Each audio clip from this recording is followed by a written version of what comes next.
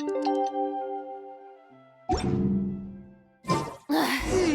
haven't seen Chevra since that night at Baptiste's place.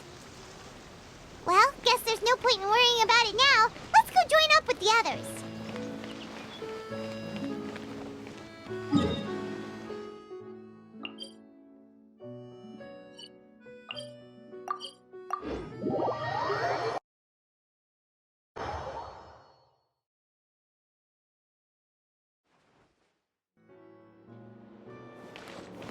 Yep.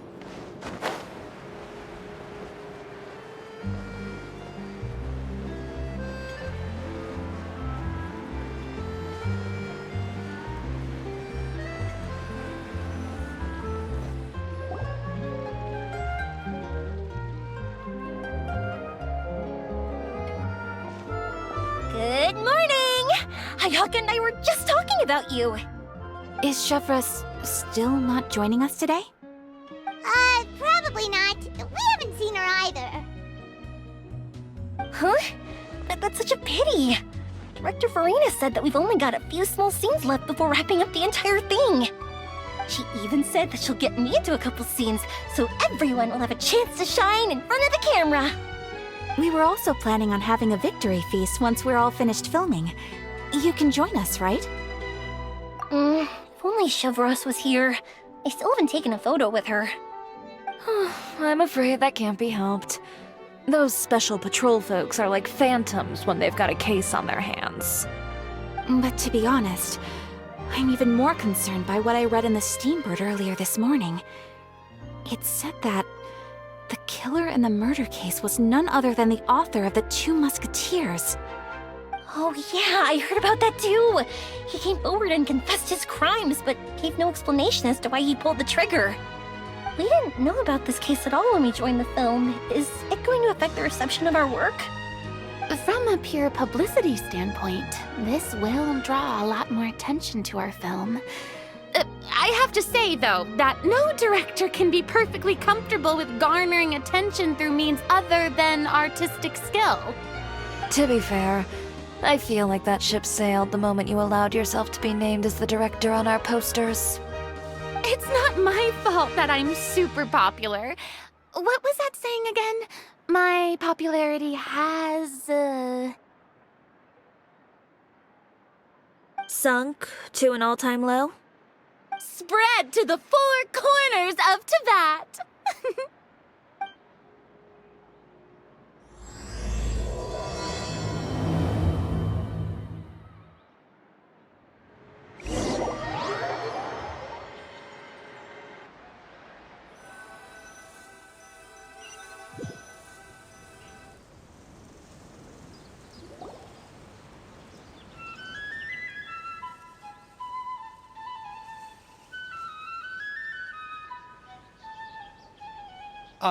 Excuse me, everyone. Xavier! Feels like it's been ages since we last saw you. I've been talking non-stop with the Film Association, and I'm absolutely swamped trying to coordinate the film's marketing. So forgive me for not being around more often, but please believe me when I say that I will make sure everyone's hard work gets the exposure it deserves. Oh, seems like you've been fighting your own battles. Yes, that's one way to put it. Oh, and before we begin the final round of filming, please allow me to finally introduce you to the original investor of our film, Mr. Morris. A pleasure to meet you all. Yes, glad to make your acquaintance, Mr. Morris. We've heard about the issues you've encountered with your financial situation, and genuinely hope that things have taken a turn for the better. Oh, well, the situation has, indeed improved somewhat. Don't worry, Mr. Morris. Accidents and last-minute challenges happen all the time. There's no need to blame yourself over it. The good news is that we're almost done filming now, and I would even say that this is the best story I've ever seen. Is that so? I see, that's great news. All right, now that we've gotten all the pleasantries out of the way, let's get the show on the road. We'll mostly be filming typical people and scenery from the streets today to improve the sense of environmental ambiance in some parts of the film. Oh, and there'll be a cameo for Mr. Kamisato and Miss Yoimiya as well. They'll be used to show outsider perspectives on the fates of the two musketeers. That's right. Ayato should be here any minute. Excellent! Then let's start with the scenery shots. Camera and clapper loader, you're up. Yep, we'll be ready. Remember, all we need are some wide zoom shots of the streets. If you happen to find some particularly lovely patches of flowers and grass, feel free to grab some close-ups of those as well. Ready? Lights! Camera! Action! Okay, now move the camera slowly. Try to focus on that flower. What's wrong? Just adjust the focal length a bit. Something the matter? Huh? But wasn't it working fine for all the days before? Veronique, can we try a different camera? No problem. How about this one? All right, let's give it another try. Lights! Camera! Action!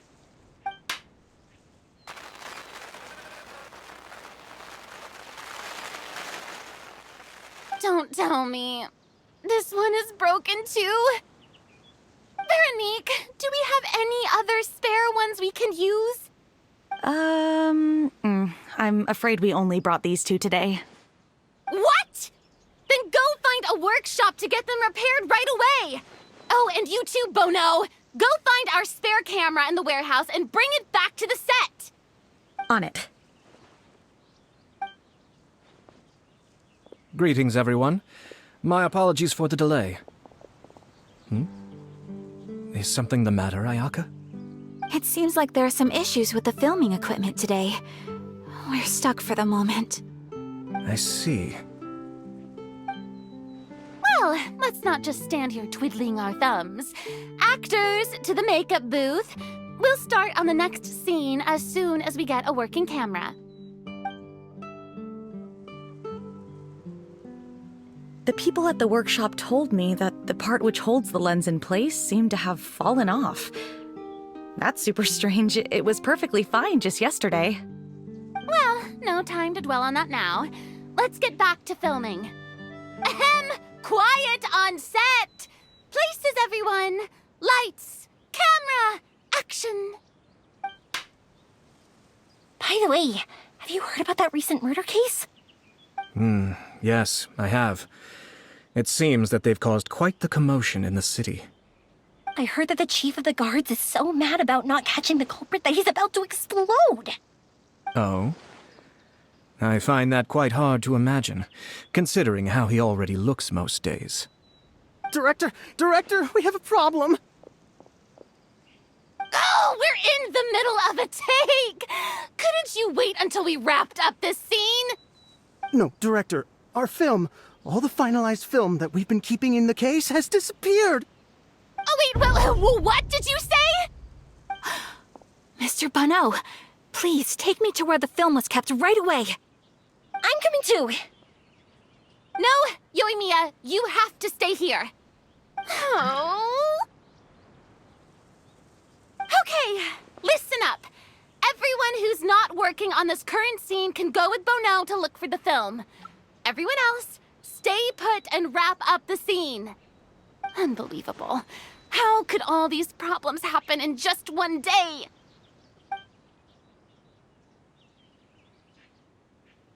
We're back. How did it go? Did you find the film?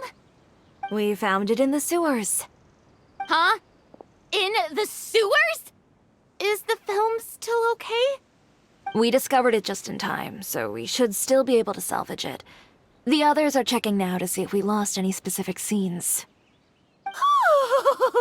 You scared me for a moment there.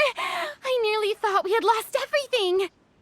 I really don't want to experience that feeling of despair again. Okay, but who could have stolen the film and dumped it there? Could it be, some competitors working on other films? But if they wanted to harass us, why wait until the last day? Okay, we don't have time to really look into it right now. Let's strike while the iron is still hot and wrap this thing up once and for all. Yeah, let's finish it.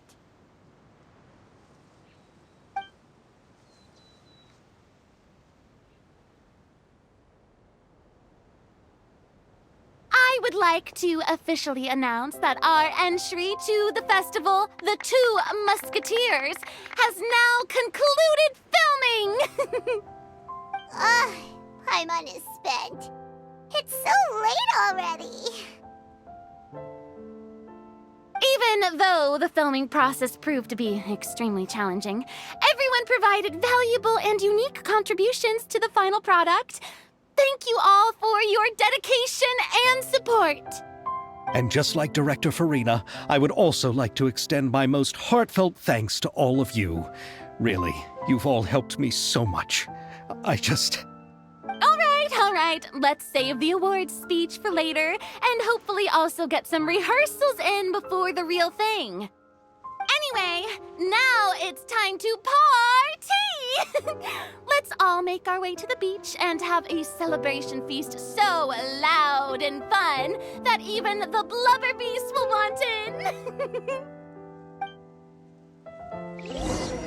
Party, party! Paimon wants to party!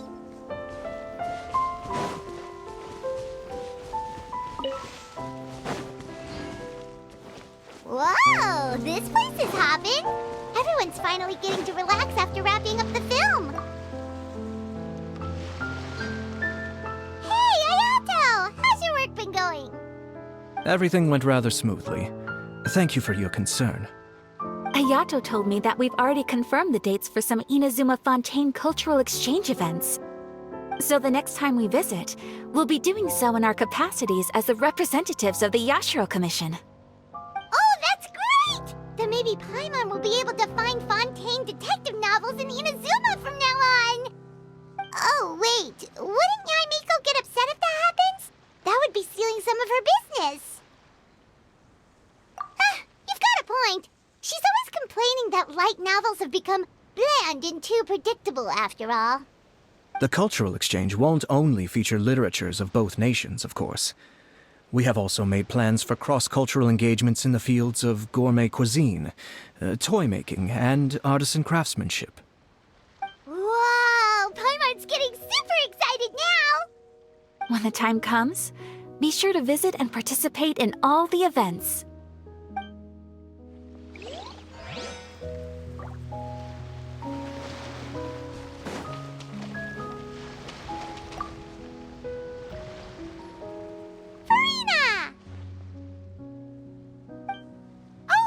My darling clapper loader and camera operator, you've both worked really hard.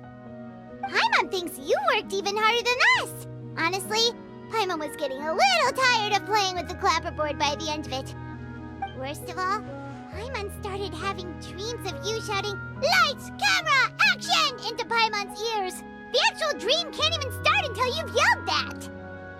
Hey, if anything, shouldn't I be more grand and delightful in your dreams? We've been through so much together, and that's how your brain remembers me? That's not Paimon's fault. We've just used the clapperboard too much lately. Anyway, what's most important is that we wrapped the film. I'm pretty confident that we'll take first prize. Hey, no need to mention the official name. Wait, now that you mention it, if we did win the prize, would Farina just get a statue of herself? Come on, I don't need that kind of attention. Xavier can accept the reward on our behalf. But just imagine! Farina accepting the Farina Award and holding a Farina statue. I'm going back to my dessert now. you all can keep discussing that on your own.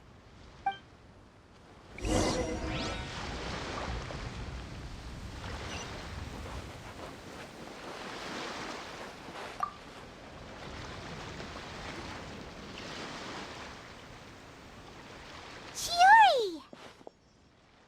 Hey, you two. Are you not really into these kinds of big social occasions? Not particularly. But this is still better than Fontaine Fashion Week. But if this film becomes a big hit, people will definitely come flocking to your shop. Yes, that's highly likely. As long as the film can premiere as planned. Are you still worried about the case? That and all the obstacles we had to face today. You're right. It's as if all our bad luck just manifested at once. But why today of all days? No. No, it's nothing. We've already delivered the film to the editors, so there should be nothing more to worry about. How are you doing, Mr. Morris? You having a good time? Well, you could say that. Do you happen to know when the party is scheduled to end? Judging by how much fun everyone's having, I'd say probably not until well after midnight. Is there something that you still have to take care of at home, Mr. Morris? Oh, well, I'm just not a late night person, so I might take off shortly. Oh no! Silly me. I almost forgot something super important. Oh, what is it? I prepared a whole batch of fireworks for the party, but I forgot to bring them over from the warehouse. Fireworks, you say? Well, that's truly a pity. Sorry things didn't go as planned. Could you help me carry them over, Mr. Morris? I won't be able to fetch all of them by myself. Me? Are you sure that you can't find anyone else? I just wanted to make this a surprise for everyone. The warehouse isn't far from here. We'll be there in no time. Pretty please, Mr. Morris. These are some of the best fireworks I've ever made. So I also want you to see them before you leave. They're stunning. I promise that they'll be a once-in-a-lifetime experience that you'll never forget. But... It's okay. Just come with me. If we're sneaky enough, nobody else will see us leaving. All right. The warehouse is right over here. I moved the fireworks there in advance, so it shouldn't be too much work bringing them back. It's still a ways away from the party. Sorry about that, Mr. Moore.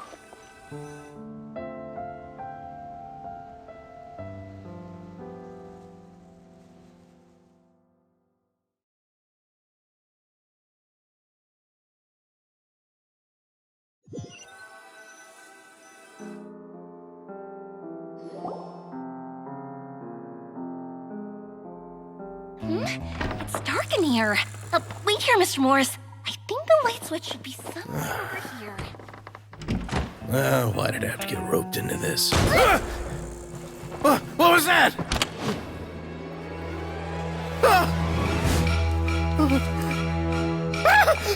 Who's there? Get me out! Get me out of here!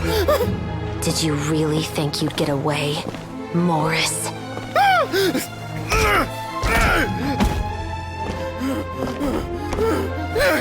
You've got the wrong guy. It wasn't me. I'm not the killer.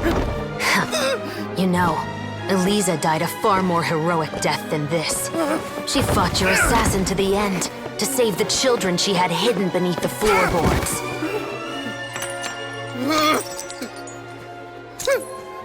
That is Eliza's pendant. The one with a photo of you two inside.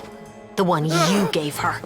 Ring any bells? It's a fake! It has to be! There's no way! No way your assassin didn't destroy it, you mean?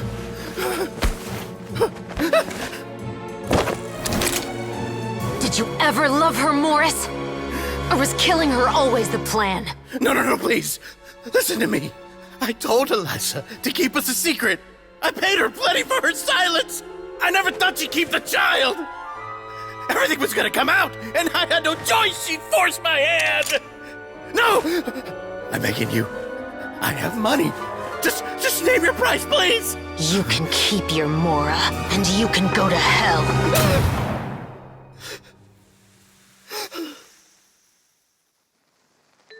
I'm Captain Shovraz of the Special Patrol. Morris, you're under arrest for Eliza's murder. Huh?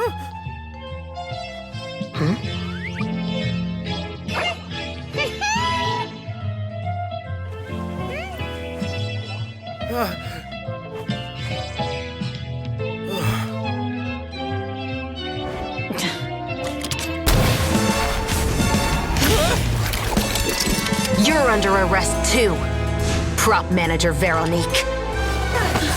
Or perhaps I should call you the Second Musketeer.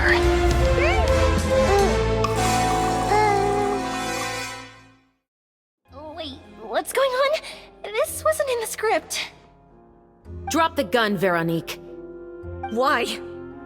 Why would you keep me from exacting revenge on this heartless monster? Drop your weapon. This is my final warning.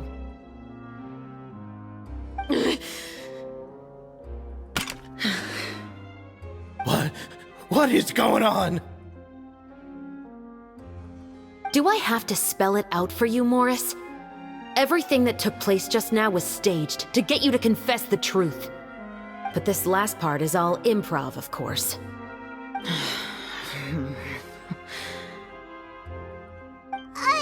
Shovraz, you told us you wanted us to help you stage a play. You never said anything about the Second Musketeer. It's because even I had no way to confirm my theory until now. Thank you for your performance, Yoimiya.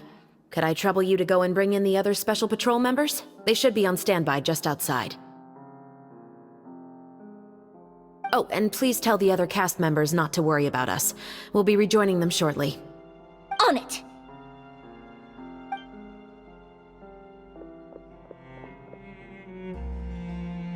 So what do you think, Morris? Care to talk about what happened 20 years ago? My patience is limited, you know. Don't force me to take you back to the interrogation room. I'd wager that you wouldn't last for more than a minute in there. With the recording we made, you have no chance of winning in court. Cooperating with us now is the most practical move. All right. I'll talk. I hired an assassin to murder Eliza. She once worked as a maid on my family's estate. She was very beautiful, and after some time I fell for her. We kept our relationship a secret and carried out an affair for some time, but it wasn't long before she became pregnant. And if my parents ever found out, they would have stripped me of my inheritance and status, driven me out of my home. I also didn't expect Eliza to insist on bringing the pregnancy to term. She even asked me to leave my family and travel far, far away with her. She believed that you were truly in love with her. I didn't have a choice. I gave her a large sum of Mora, told her to leave the family and to get rid of the baby. But then years later, she sent me a letter. There were photos of 2 children, and she even asked if I could find some time to visit them. Huh? 2 children? Paimon thought Baptiste was the only... you mean... Even if she had the children against your will, you could have just ignored the letter entirely. Why kill her? I had just gotten engaged to be married to an heiress from another wealthy family. So if anyone were to find out about Eliza, my life would be completely ruined. I didn't have a choice. No. You always had a choice. You just made the wrong choice. Again. Do you know how it feels to watch your mother be killed right in front of you? My brother and I were hardly even school age yet. We were hidden beneath the floorboards, grasping each other's hands like a lifeline. We were so terrified that we didn't even know we could ever take a breath. All we could do was to watch Mother try to fight back, and then collapse to the floor. Even after the assassin left, we were still too terrified to leave our hiding spot. We thought that he might come back. It was only until the next evening when we finally climbed out and gathered around our mother. But she had already become cold and stiff to the touch. You made up your mind right then and there to bring this case to light. Not only that, we resolved to get our revenge. And that's why you became the Musketeers. No, that's why I became a Musketeer! The man from before was also killed by me. My brother had nothing to do with it. I figured as much. You did? I once told these two that he didn't look like a killer to me. His confession from that night also rubbed me the wrong way. I think what really tipped me off was, how could I not feel a sense of regret in him? Huh? He confessed faster than any criminal I've ever met, but he didn't say a single word about you. He insisted that he was the sole perpetrator in the case. But after the questioning ended, I disassembled the musket we dug up from his backyard, put it in front of him, and told him to reassemble it. Wanna guess how far he got?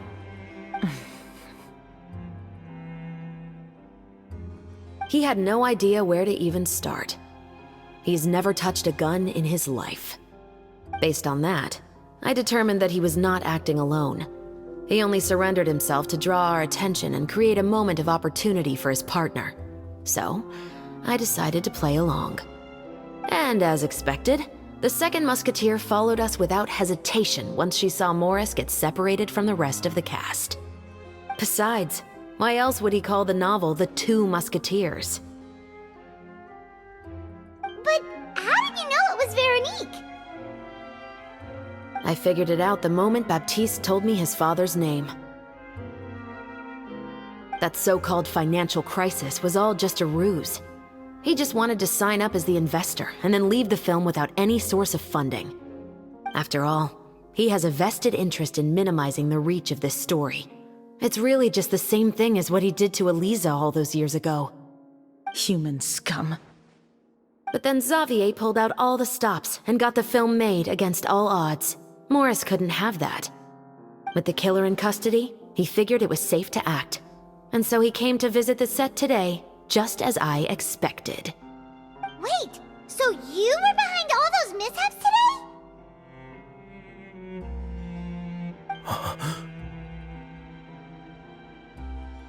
As for the identity of the second Musketeer, I assumed they'd probably stay close to Morris and look for an opening. And if they already knew that Morris was the film's investor, then that narrowed the list of potential suspects as well. Furthermore, being the props manager would allow the culprit to avoid scrutiny by purchasing mechanical parts in the name of the crew. With that hypothesis in mind, I went back to check Baptiste's orphanage adoption records. Guess whose name I saw on the same page, just a few lines from his. My brother. He trusted you. As in, he trusted me to perform the deed on his behalf? He trusted you to stand on the side of justice. I am. I thought you could do it as well. Oh, the look on your face when you told him to go to hell. I really thought you'd put a bullet in his brain. You know what he has done. Are you telling me that you'd rather see him spend the rest of his life living like a king in the fortress of Meripede? I will never be able to forget the feeling of my mother's cold, lifeless hands. And you would call this ending fair? Is this what you call justice? I won't lie, Veronique. I did hesitate when your brother first told me about the truth. I wondered. I agonized over whether I should really put a bullet in his head. So why don't you? Because that should never be how justice is carried out in this world. Perhaps, to you, justice is simply reciprocated. An eye for an eye, and a life for a life. But everyone has their own understanding of justice. If everyone were to pursue their own definition of it, there would be no more order in this world. Today, you'll kill Morris, and tomorrow, his children may come for you. The world cannot render judgments based on a desire for revenge. That will only lead to a cycle of revenge, as well as the destruction of order and civilized society. Fontaine is founded on a set of laws and a standardized code of justice. That is why we are the nation of justice. But with all that said, I will promise you this. Morris will not lead a cushy life in the fortress of Meripede. Chevreuse, the rest of the special patrol is here. Thank you so much, Yoimiya. Letelier, Terena, please take them away.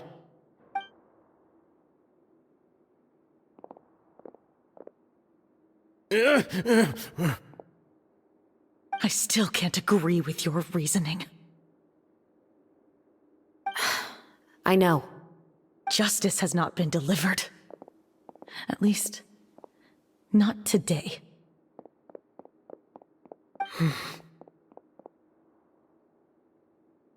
Chevreuse.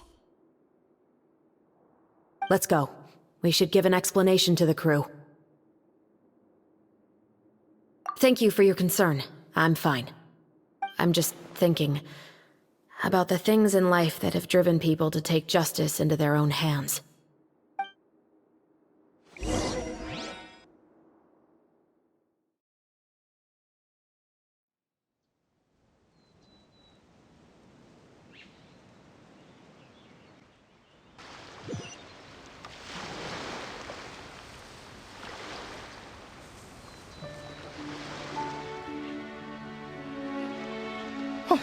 Who would have thought Morris would turn out to be... I'm at a loss of words. How could he have done something like this? I'm just glad that you're all safe and sound. Who knew that such a labyrinth of cases would be behind this story? Well, what should we do now? We have a finished film, of course, but should we still go ahead with the premiere? What do you mean? Shouldn't you be even more motivated to spread the word now that you've learned the truth? Chiori is right. I'd also like more people to see this story for themselves. But the real ending of the story seems to have deviated somewhat from the one in the script. Is that still acceptable to you, Miss Chevreuse? The call is yours. We still have time to reshoot an ending if that's what you'd like. No, it's fine as is. I like what we have for the catharsis. Romanticism is what gives works of art their appeal. Fiction is able to explore means of restitution that could never work in real life. Just like the real world, the world of stories also has its own set of rules and justice. These different possibilities are what initially drew me to reading in the first place. Sounds good to me. I support your decision. What about Veronique? Will she be okay? She will soon face her judgment alongside her brother and Morris. If I had to guess, they'll probably all be sent to the fortress of Meripede. I'll make sure to give Risley a heads up about it. Oh, you mean that kind of heads up? Exactly. Ahem. All right, then the matter's settled. Now that everything's been taken care of, there's no reason for us to keep looking all gloomy and grumpy. Let's get back to the feast and enjoy each other's company. We'll be starting the post-production process tomorrow. You should join us, Chevreuse. You missed the first few hours of the party, didn't you? All right. Count me in. Then I'll wait for you over there. There's still some good news that I'd like to share with Chevreuse. Traveler, Paimon, could you wait for me by the sea after the party ends? I'd like to go on a brief walk with the two of you. Thank you very much.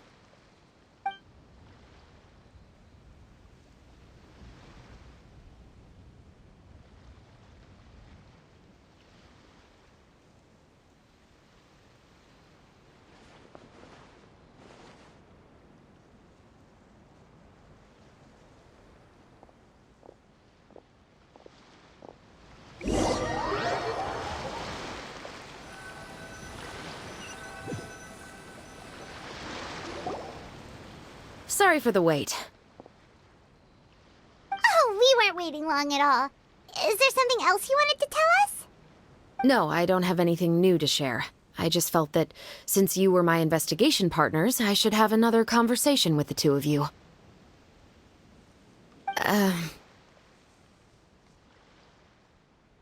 Traveler, how would you have responded to Baptiste's request if you were in my shoes?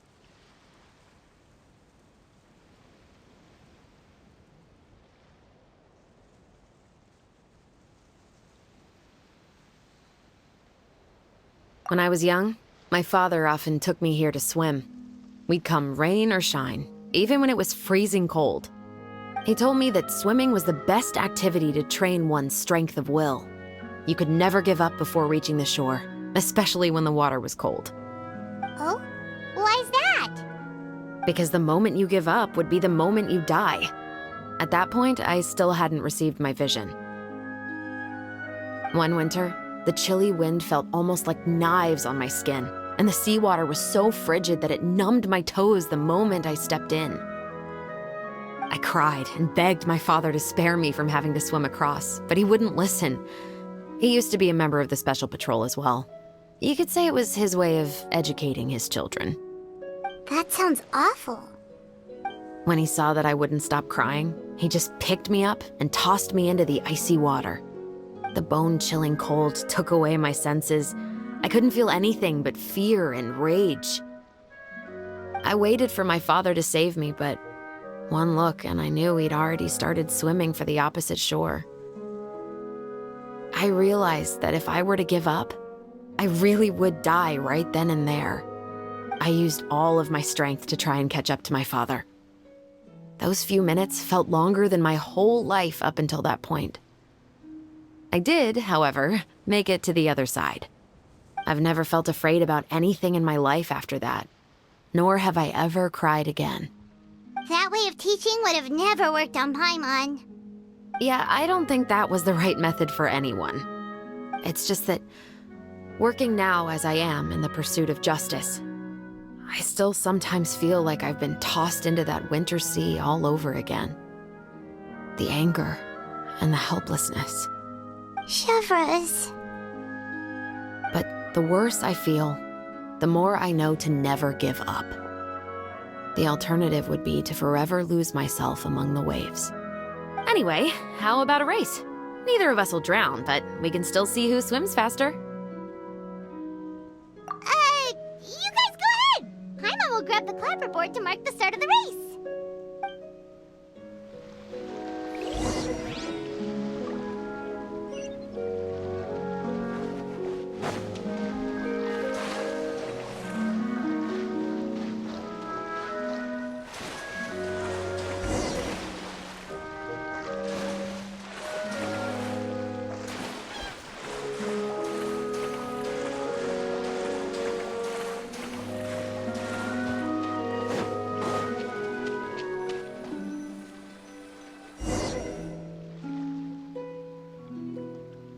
Whoa, that felt good. You were so fast in the water, Chevreuse. You were swimming even faster than Paimon can fly. So, about the Special Patrol, did you join because of your dad? Partly, but I'd say I was more inspired by the heroes I read about in stories growing up. Oh, so it's due to your love of stories. Of course, it was only after I joined the Special Patrol that I learned that truth is often stranger than fiction. Come on, let's walk a bit more.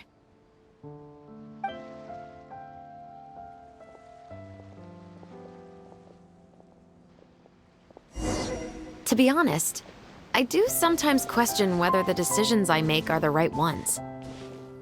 But I know that no matter what, I must keep swimming. Because the only thing I've got my eyes on is the shore in the distance.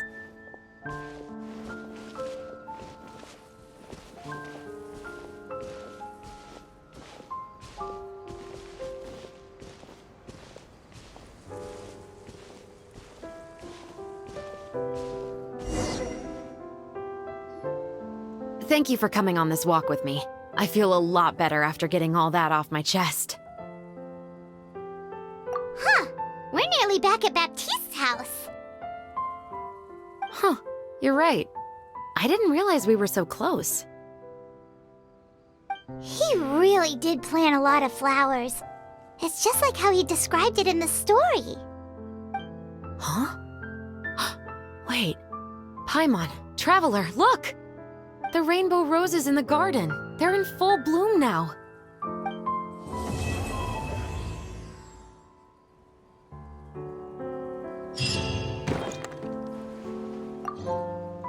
Even though it's a bit late, I must thank you for investigating this case with me. Not on behalf of the Special Patrol this time. It's a personal expression of gratitude from yours truly. Thank you for looking out for me. I'll see you at the award ceremony.